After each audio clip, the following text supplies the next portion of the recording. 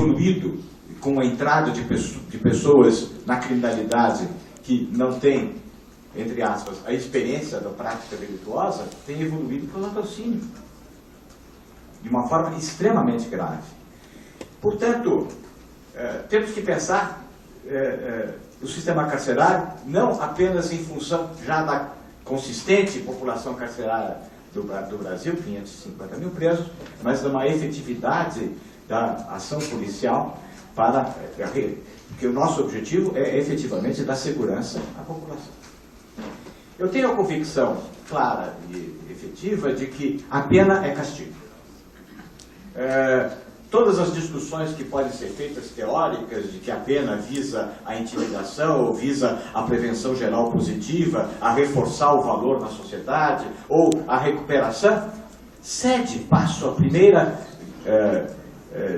sentimento daquele que é o grande personagem do direito penal, que é o réu, que é o condenado. É perguntar ao condenado como é que você sente a pena que lhe está sendo aplicada. Um castigo. Como é que a sociedade percebe a aplicação da pena? Como castigo. Ou vai se dizer ao condenado, olha, a pena não passa de uma oportunidade que o Estado está dando para que você se recupere. Não é agradável poder dizer isso para o preso. Olha, aqui é uma grande oportunidade. O Estado, a sociedade não lhe deu oportunidade de prosperar na vida, mas agora que você cometeu o delito, todas as oportunidades estão lhe sendo dadas e ele é jogado numa cela com 20 detentos. Portanto, a pena é um castigo, mas ela não pode ser, de modo algum, apenas castigo, apenas aflição. Porque a pena tem várias finalidades, não existe uma finalidade. Não existe a finalidade da pena como um castigo, como um dado moral isolado, autônomo, independente. A pena, ela tem um significado de retribuição, mas ela tem um significado de intimidação e tem um significado de viabilização, eu não chamaria de recuperação, mas de viabilização, de que o condenado, ao sair, tem a possibilidade de superar os conflitos que são naturais da vida social, ainda mais uma vida social de conflito, de competição, como é a vida atual, capacidade de superar esses conflitos naturais da vida social sem recorrer ao delito, como a via mais fácil de satisfação de desejos. É uma grande tarefa, porque não podemos visualizar que a condenação se esgote na produção de aflição e do sofrimento. E como fazer isso?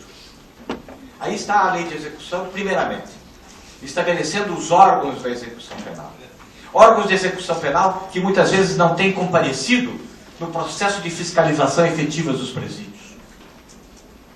Seja o próprio Conselho Nacional de Política Criminal e Penitenciária, que tem sido desprestigiado ao longo do tempo, que tinha um papel fundamental de fixação da política criminal e legislativa, a legislação penal entregue ao sabor dos interesses e dos fatos, a fiscalização dos presídios, a determinação de interdição por via do próprio Conselho Nacional de Política Criminal e Penitenciária, a indiferença que os órgãos de execução penal têm, a começar pelo juiz, pelo promotor, que pela lei de execução tem a obrigação de fazer visitas mensais aos presídios. De duas uma, ou fazem visitas mensais aos presídios, como Pedrinhas e tantos outros que se reproduzem no país, e fecham os olhos para aquilo que vem, ou não vem porque não vão aos presídios.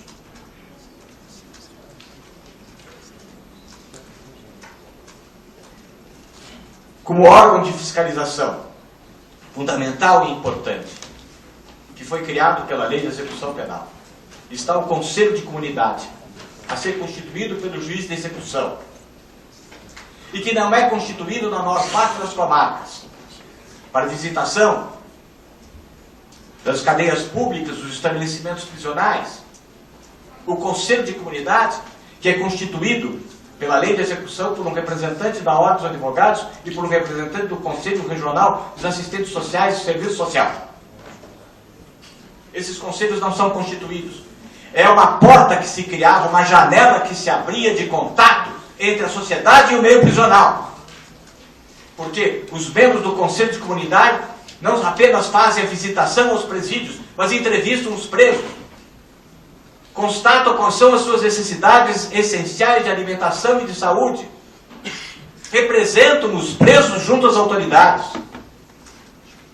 arejam o sistema, mas esses conselhos não existem, e a Ordem dos Advogados se vê maniatada de não poder dar a sua contribuição. Contribuição essa que agora surge de forma mais organizada, por via da iniciativa do presidente Marcos Vinícius e dos presidentes seccionais, que começaram a fazer os mutirões e as visitações, e agora também a propositura de ações civis públicas. E o Conselho de Comunidade é absolutamente essencial para esse contato do meio prisional com a sociedade. Todos esses mecanismos que estão previstos na lei são letra morta. A espinha dorsal da lei de execução penal é o trabalho.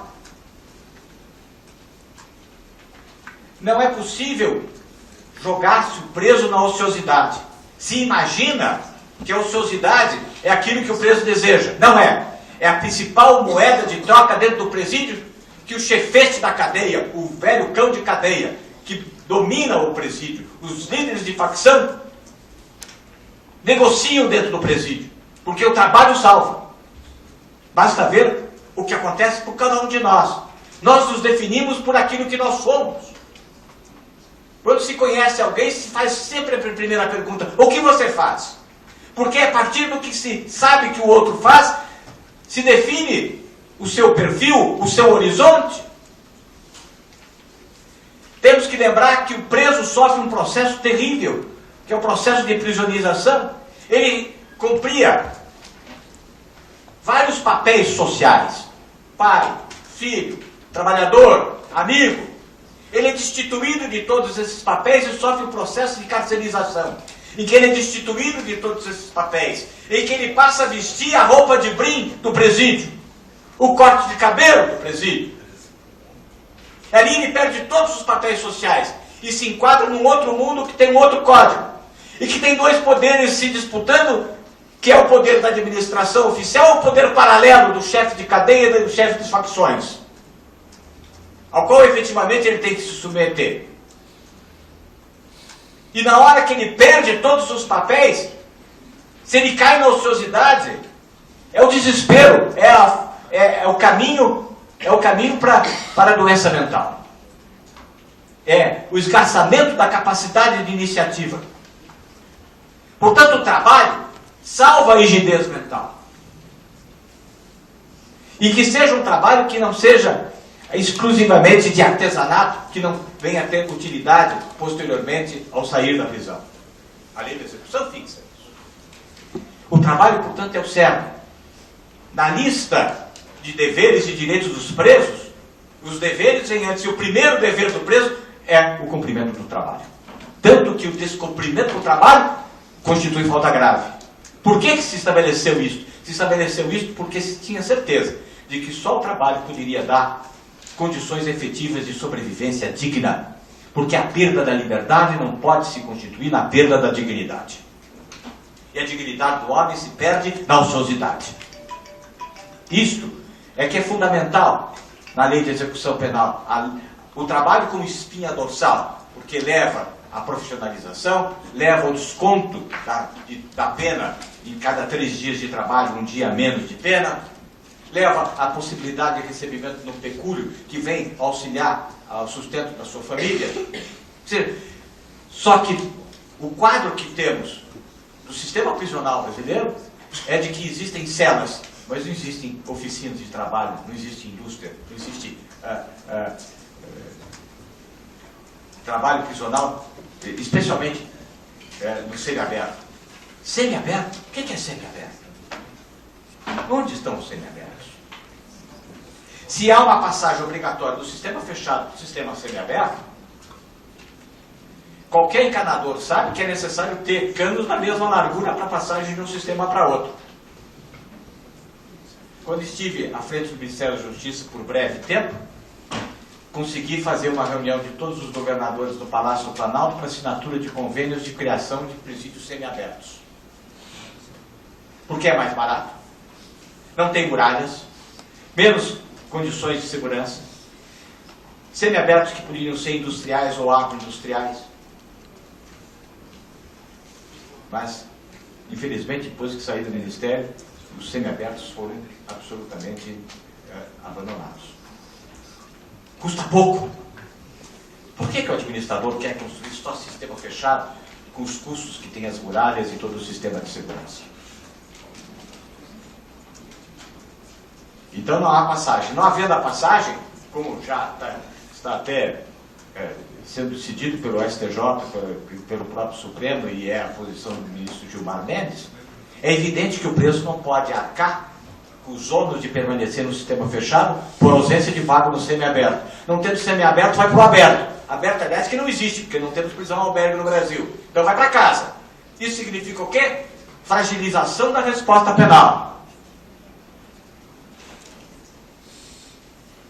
Absoluta fragilização da resposta penal. Até porque o semiaberto também não se constitui, pela lei de execução, em poder sair todo dia da prisão e ir trabalhar fora. Isso foi construção jurisprudencial. Porque na lei de execução existem limites de tempo que o condenado pode trabalhar fora, porque o que rege o trabalho do sistema semiaberto não é o Código Penal, com aquela expressão, aceita, admissível o trabalho externo. É a lei de execução que estabelece os limites do trabalho externo. Mas isso também não tem sido aplicado. A prisão albergue não existe porque no primeiro dia que um preso albergado cometeu um crime, colocado no banco dos réus foi a prisão albergue, não foi o preso. E a prisão albergue passou a ser execrada por toda a sociedade.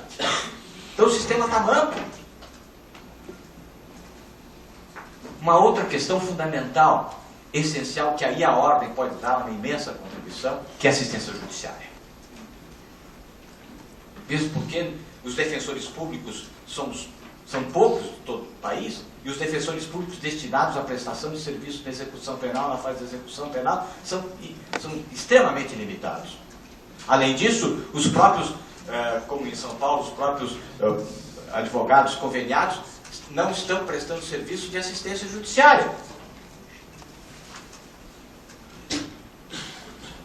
Isto significa que o preso está sem esperança, ele está jogado no presídio, na ociosidade, sem trabalho, submetido à lei do cão, à lei da cadeia, e não à disciplina administrativa,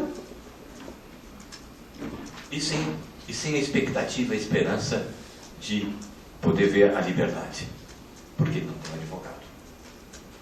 O advogado leva a capacidade de resistência ao sofrimento da perda da liberdade.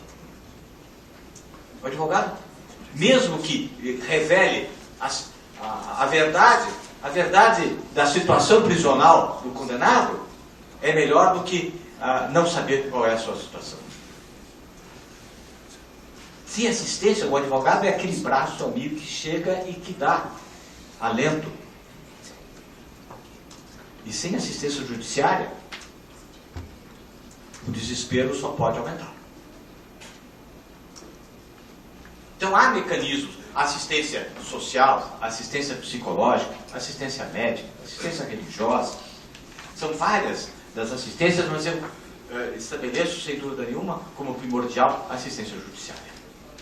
Que aí a Ordem dos Advogados pode fazer, aí transformar realmente este monitoramento que hoje se estabelece, da Comissão de Acompanhamento do Sistema Prisional, pode trazer uma grande contribuição para que haja um esforço dos advogados no sentido da prestação de serviços de atendimento jurídico aos presos.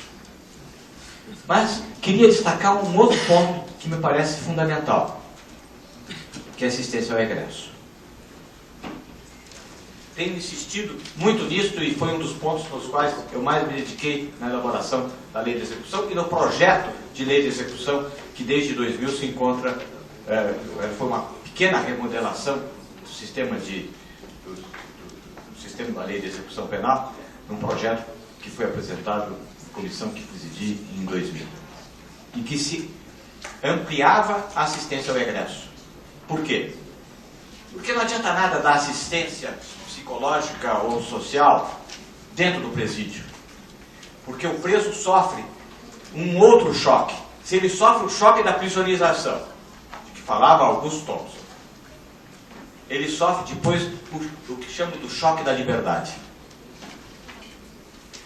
Ao sair do mundo livre, ele está sem capacidade de iniciativa e de viver pelas suas próprias pernas, de andar pelas suas próprias pernas.